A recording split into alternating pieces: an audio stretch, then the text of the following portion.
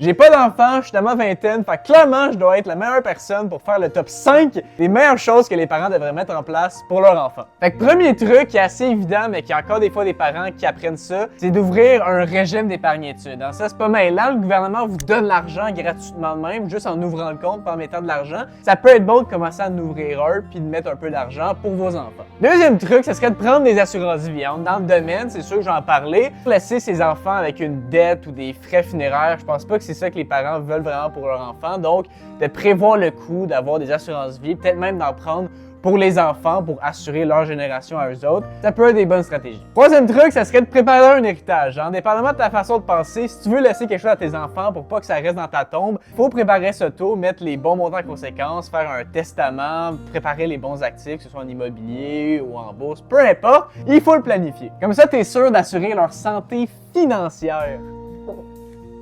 Quatrième truc, ça serait de faire une vraie planification successorale avec des vrais professionnels. C'est un peu comme l'héritage, mais là, on va vraiment venir voir quel montant on veut venir laisser pour telle personne, qu'est-ce qui serait la meilleure stratégie à employer, où est-ce qu'on pourrait sauver de l'impôt. Et ça aussi, il faut le faire le plus tôt possible avec les bonnes personnes. Dernier truc que je trouve qui est le plus important, parce que dans ma famille, c'était clairement pas le cas, mais c'est de parler le plus possible de finances. Je sais qu'au Québec, c'est souvent encore tabou, mais de ne pas avoir peur de parler de nos revenus, de comment on gère notre argent, comment on peut la faire fructifier, d'enseigner à nos jeunes comment on peut être créateur de richesse. Ça va faire en sorte que la génération d'après va être beaucoup plus riche, autant en savoir qu'en argent. Puis c'est bien beau faire toute la planification du monde puis de laisser des millions. Si on n'est pas sûr que la génération saura comment gérer l'argent, tout ça aura servi à rien.